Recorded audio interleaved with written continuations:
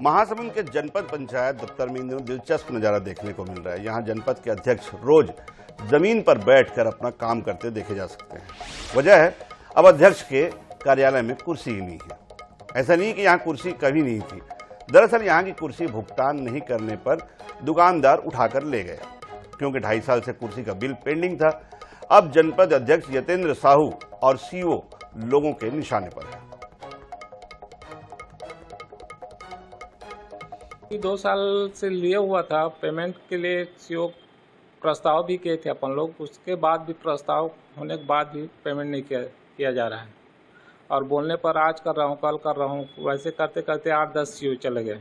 क्या पता, वो बोलते हैं पिछला पेमेंट है, इसी कारण नहीं करेंगे बोल के टाल देते हैं। भाई मेरे को सूचना मिली कि यहाँ कुर्सी टेबल गायब है करके। टेबल तो रखा हुआ है, कुर्सियाँ गायब है, तो पता चला तो मैं आया और आके देखा तो यहाँ वाकई में कुर्सी वगैरह सब कुछ नहीं है।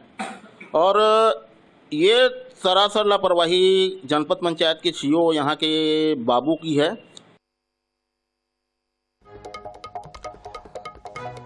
तो ऐसा भी जनपद पंचायत है जहाँ अध्यक्ष खुद अपनी कुर्सी का भुगतान नहीं कर पा रहे हैं और पूरा जनपद पंचायत जो है अध्यक्ष की कुर्सी का भुगतान नहीं कर पा रहे हैं 2.5 साल से, और जमीन पर बैठकर फोटो जरूर खिंचवा रहे हैं।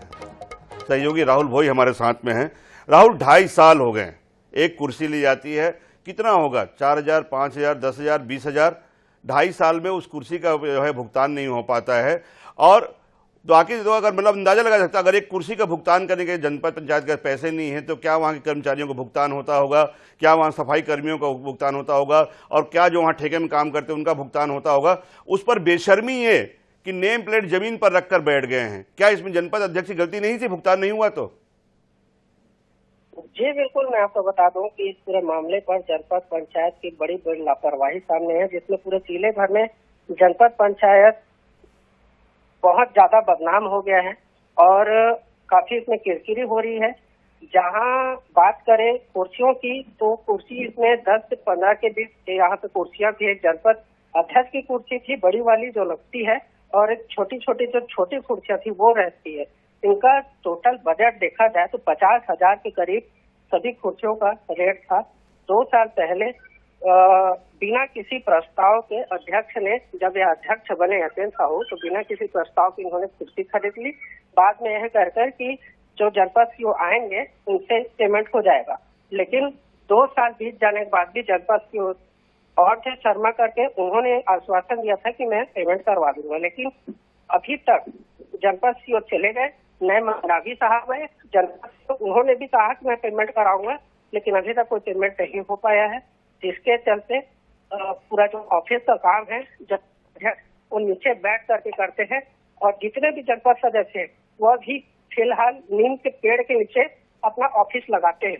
जी तो राहुल, ये पूरा मामला क्या भुगतान नहीं होने का है, या भुगतान जो है वो फंसा हुआ है जनपद के अध्यक्ष और सीईओ के बीच में? क्योंकि जो है वहां से प्रस्ताव लिए बिना जनपद अध्यक्ष ने अपनी कुर्सी मंगा ली, क्या इस वजह से भुगतान नहीं हो पा रहा है? असली वजह क्या है? जी असली वजह यही समझ आ रहा है कि इन्होंने जब शुरुआत में बिना किसी प्रस्ताव की कुर्सी खरीद ली, तो इससे जो है थोड़ा बहुत जो जनपद सीईओ है वो चिड़े हुए थे इनसे। और चूंकि ये सत्ता पक्ष में भी थे उस समय, भूपेश सरकार थी, उनपे कांग्रेस के जनपद अध्यक्ष बने थे। अभी फिलहाल इन्होंने भाजपा ज्वाइन की है, इसलिए ये मामला जो है थोड़ा सा पेचीदा हो गया है।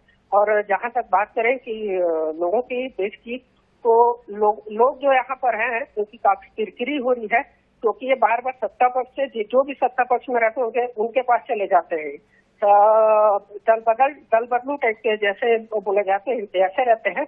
और जिस तरीके से देखा जाए कि कुर्सी की जो लड़ाई है वो हमेशा इनके लड़ते रहते हैं। जी तो पूरा मामला राहुल जो बता रहे हैं कि कुर्सी के भुगतान का नहीं है, बल्कि उस कुर्सी के प्रस्ताव का है। चूंकि अध्यक्ष ने बिना जो है जनपद पंचायत को बिना प्रस्ताव दिए वो कुर्सी खरीद ली, इस वजह से वो कहीं न कहीं भुगतान रुका हुआ है। और इसे आपसी द्वंद्व का आप अंदाजा लगा सकते हैं कि पूरा केवल अध्यक्ष नहीं, पूरे जो लोग हैं वहाँ पर वो बिना कुर्सी के ज़मीन पर बैठकर काम कर रहे हैं। बेशर्मी ये है कि उसके बाद भी इनको भुगतान के लिए 2.5 साल तक जो है किसी को सुध नहीं आई, लेकिन मीडिया में फ़ोटो खिंचाने के लिए ज़मीन पर नेम प्लेट रखकर फ़ोटो खिंचाने की सुध जरूर आ गई। शुक्रिया राहुल हमारे साथ जुड़ने के लिए, पूरी जानकारी के लिए।